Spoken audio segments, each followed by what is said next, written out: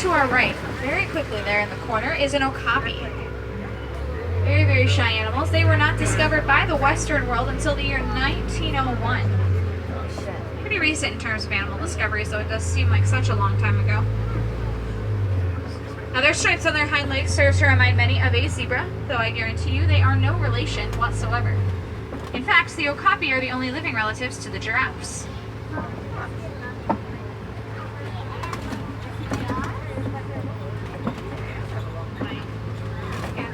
Oh, look at the black rhino hanging up by the watering hole.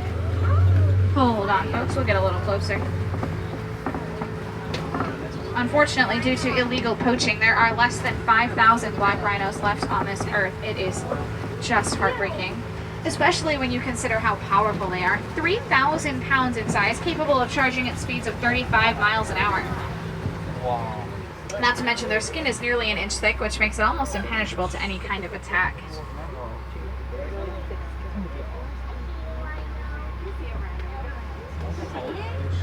Means rhinos really don't have any natural predators. Their biggest threat does come from us. Why is his own lab down there? You would have thought it would have been more of them. Yeah.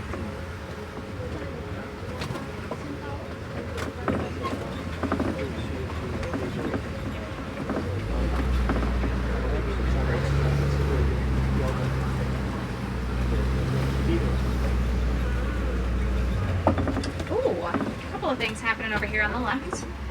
The greater kudu are the tan antelopes sitting down by the bushes.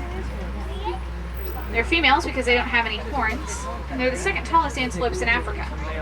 Now the copper-colored antelope down here is a bongo. Both males and females have horns. They help them to get quickly through the thick and the tangled bushes. That's why they're pushed back. Yes.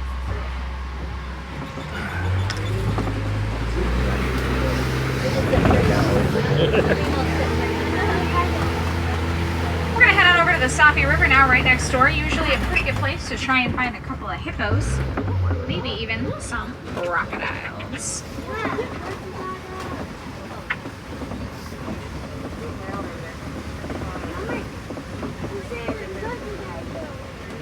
Hippos can be a bit tricky to find sometimes, as they like to lurk below the surface of the water. They can stay submerged, holding their breath up to 8 minutes at a time.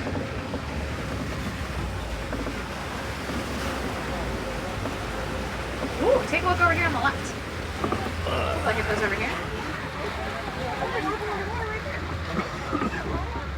A whole group of hippos is called a bloat of hippos. They spend most of their day in the water, as it does help them to keep cool. And the larger white birds here are the pink-backed pelicans. They get their name because during mating season their backs will turn pink. Nice.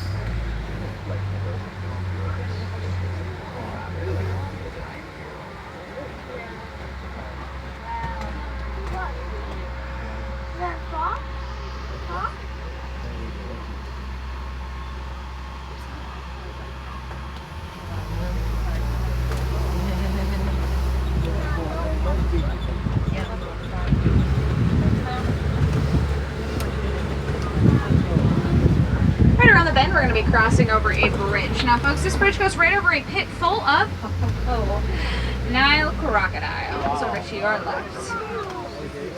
Too many of them.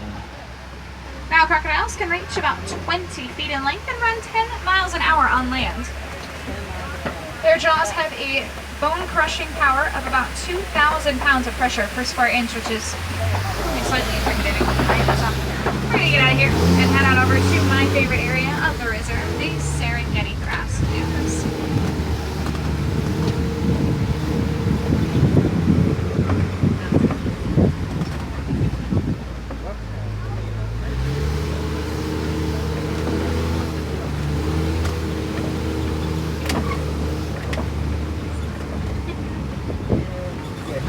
We're going to be heading into the savanna, and the first big indicator of our shift in landscapes comes in the form of the very large tree here on our right-hand side. Wow. This tree is called a baobab tree, and it looks like this because it will go totally leafless 9 months of the year, earning it the nickname the upside-down tree.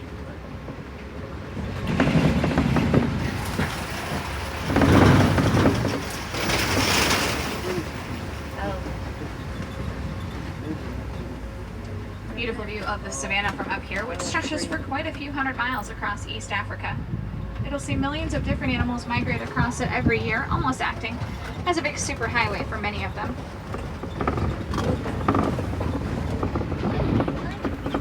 Off to your right hand side, if you see just beyond the tall grasses, you might see some very small tan antelopes with a white underbelly. Those are the springbok. Very small, they do not get much more than 3 feet in height.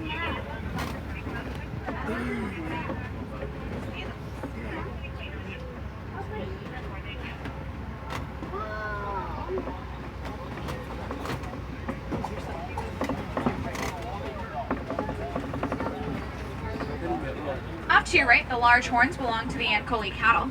Their horns will grow to be about 4 to 6 feet in length, and they look pretty darn heavy. But I tell you what, they are almost completely hollow on the inside. A honeycomb structure in them allows their blood to circulate and helps to keep them from overheating.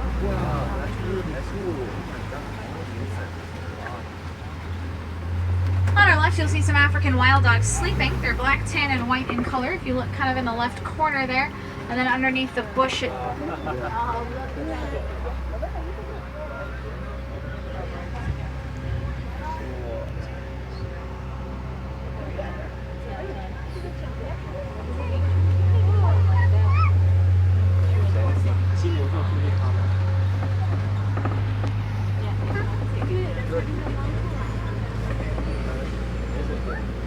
African wild dogs are one of the most successful hunters out here, even more so than any of the big cats.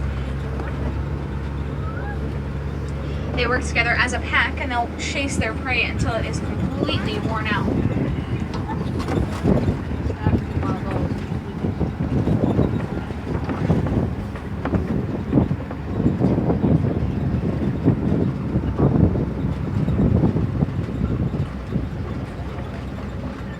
Coming up on our right, you'll see a couple of Patterson's elands.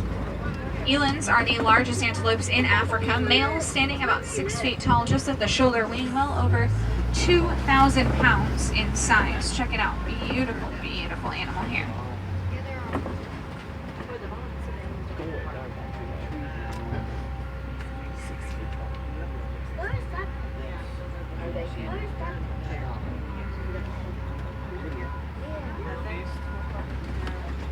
Another springbok on the left there.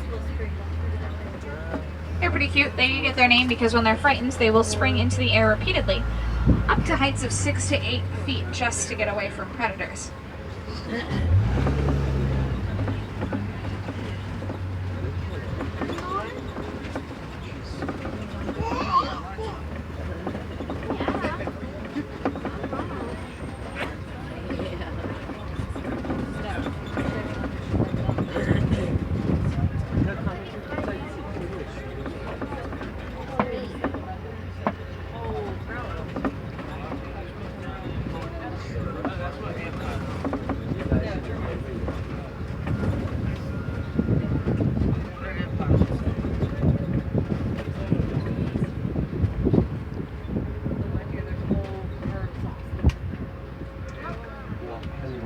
Off to your right, you'll see a herd of white-bearded wildebeest. Wildebeest in Afrikaans means wild beast, though you may have heard them referred to as gnu, spelled G-N-U, for the grunting noises they make.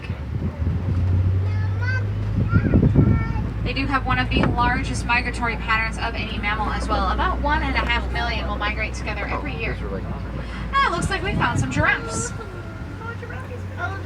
There are several subspecies of giraffes. However, just one lives here on the reserve. They're called the Maasai giraffes. Known for their darker brown colored spots, their pattern being very rough and messy around the edges.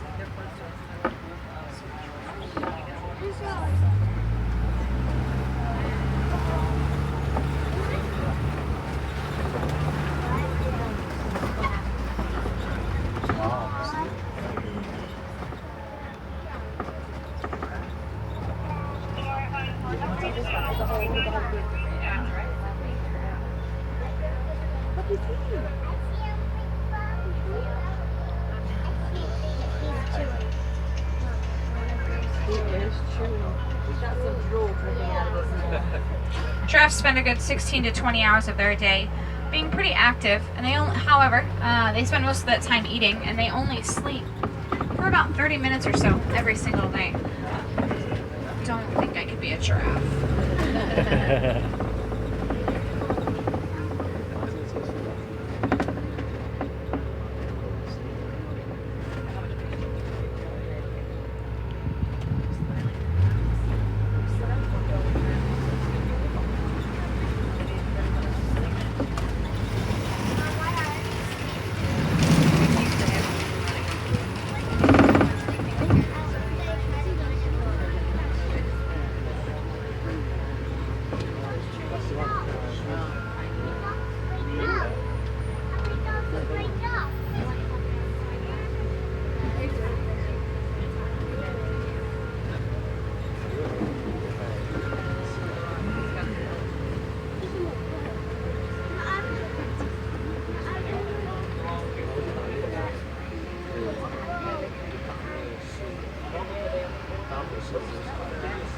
So we are getting pretty close to elephant country, folks.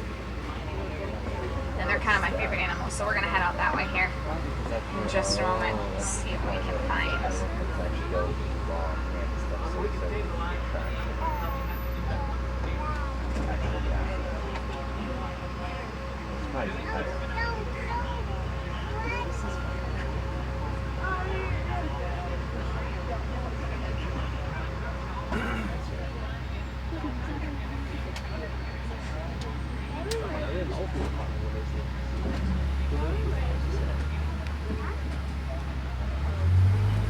Now, unfortunately, elephants' greatest threats right now are people. Poachers target them for their ivory tusks. But not only that, they're also facing a major loss of habitat due to a lot of mining that's been encroaching on their homes for a mineral called coltan, which is found in a lot of electronics like laptops, cameras, batteries, and cell phones.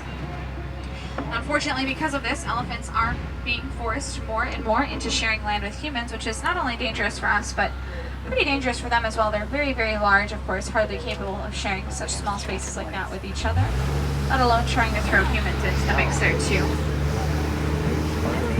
Oh boy. Alright. It's a little rough here. It was pretty creaky the last time I crossed it. Oh boy. Alright, it's still pretty creaky. We should probably get that figured out. But we're halfway there, so just keep it in.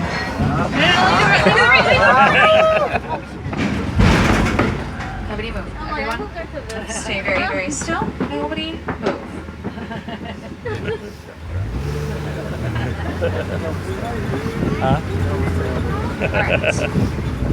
Alright, looks like we made it. And looks like we made it into the red clay pits. You see all sorts of tusk marks here in the clay, some tracks here too.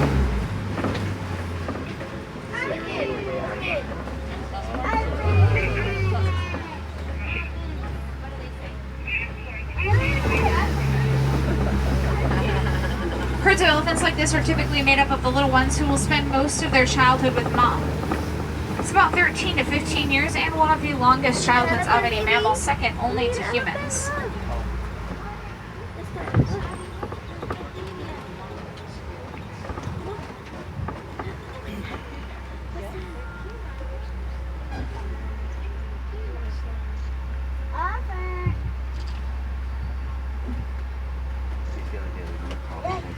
Once the boys reach full maturity, the ladies give them the boot, they get kicked out of the herd, and they spend most of the rest of their lives living either on their own or in loose bachelor groups.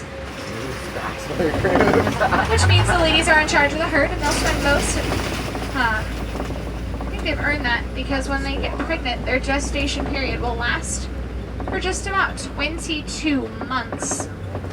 Yikes.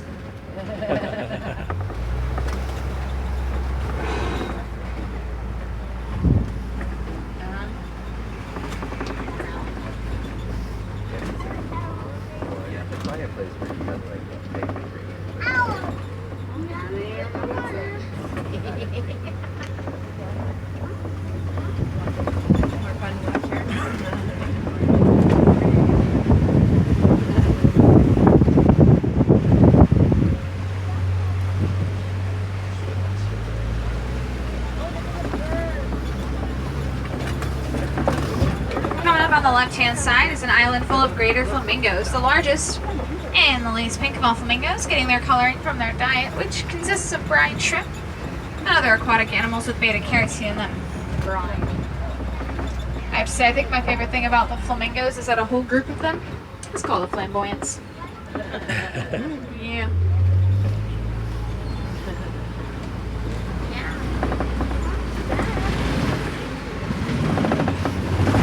Heading into some white rhino territory here now.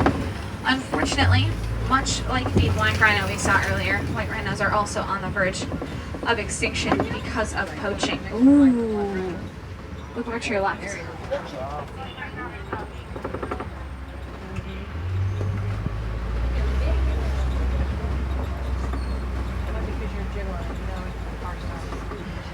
Poachers apparently find rhino horns very valuable on the black market. Apparently they're said to have some sort of medicinal qualities to them, which really isn't true. Rhino horns are made up of keratin, which is the same protein that makes up your hair and fingernails. Look at the two little ones butting heads in the bushes there on your right.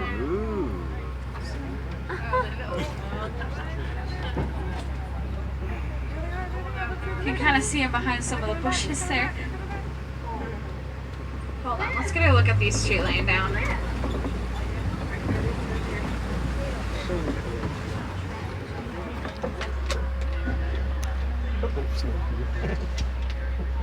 They're pretty big, up to about 5,000 pounds, still capable of charging speeds of 35 miles an hour, however.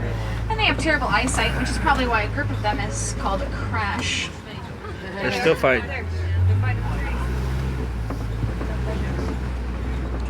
Oh, I think I see a cheetah up ahead on our left.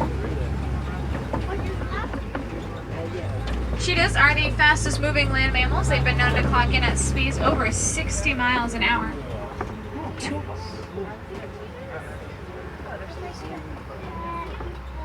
It's blended with cherries. That's it. They are one of the only big cats that really hunts primarily during the daytime as well. They have these black tear marks that run down their cheeks that help them to absorb sunlight that might otherwise reflect off of their bright colored fur and would get up into their eyes, make it very difficult for them to see while they're trying to hunt in the middle of the day.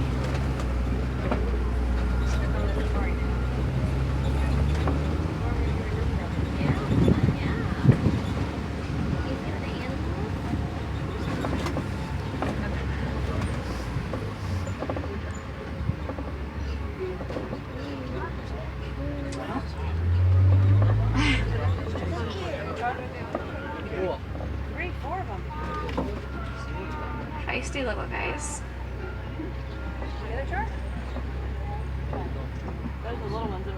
Anyone here fighting? You gonna fight? Watch Ben.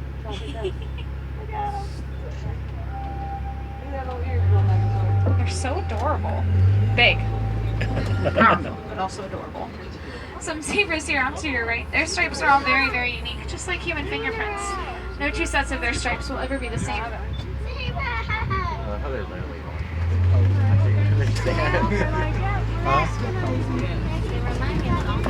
And before I forget, for any of my Wilderness Explorer friends that might be on board, the name of the truck and your code word is Simba1, S-I-M-B-A-1, and there is beautiful male lion right there at the back of the rocks.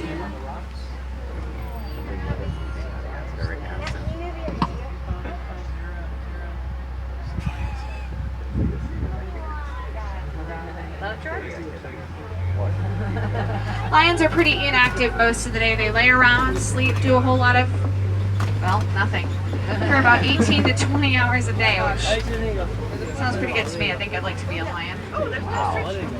Warthogs here to your left, the largest burrowing land mammals. They use their snouts and their hooves to dig their very large burrows. Don't even think about it. There we go. Ostrich. The largest flightless birds. What they lack in flight, they make up for with speed, running at 40 miles an hour. There's another one. Two. A couple more ostrich. The brown antelope are the Bontebok, and the white antelope next to us are the Addax. ADD-AX desert-dwelling antelopes that can go very long periods of time without any water. They get all the moisture they need from the food they eat. And the Bontebok, the little brown ones, are relatives of the wildebeest.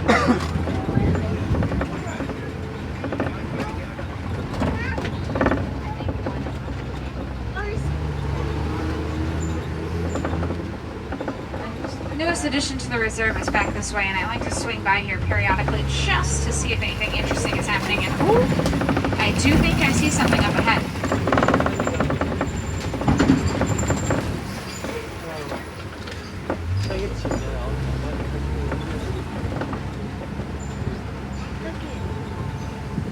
Up on the hill here is a scimitar horned oryx. Gets its name because its horns are shaped like a scimitar sword. Off to your right, spreading its wings, is a yellow-billed stork. Carnivorous, they'll eat things like fish, frogs, snakes, and other small birds.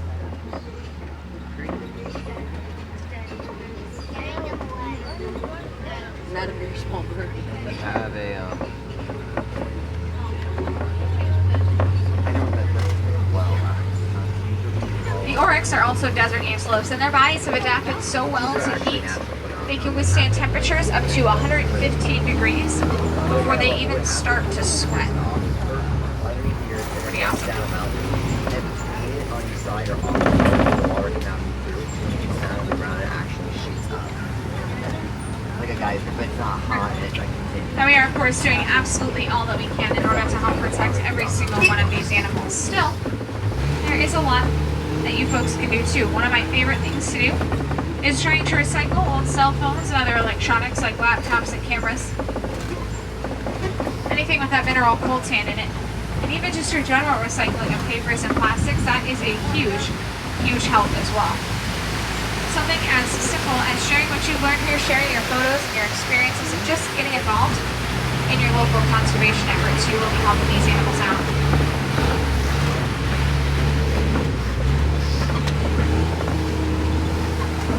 For any of you still interested in finding some more animals, I would head over to Gorilla Falls right next door. Not only is there a gorilla sanctuary up there, but also an underwater hippo viewing area, some monkeys, meerkats, zebras, and naked mole rats. Lots of really cool animals up there. Once again, my friends, my name is Angela. I do hope that all of you have enjoyed your time with me as much as I have enjoyed showing all of you around. It's always a pleasure taking you folks out there, teaching you just a little bit more about these animals we love so very much. But, yeah, you're very welcome. But here in Harambe, we're not a big fan of saying goodbye. Goodbyes are much too sad and far too final, so instead we say Kwaherini, which means to go well. So I'd like to say Kwaherini to all of you, my friends. Go well out there, and I hope that you have a wonderful rest of your day.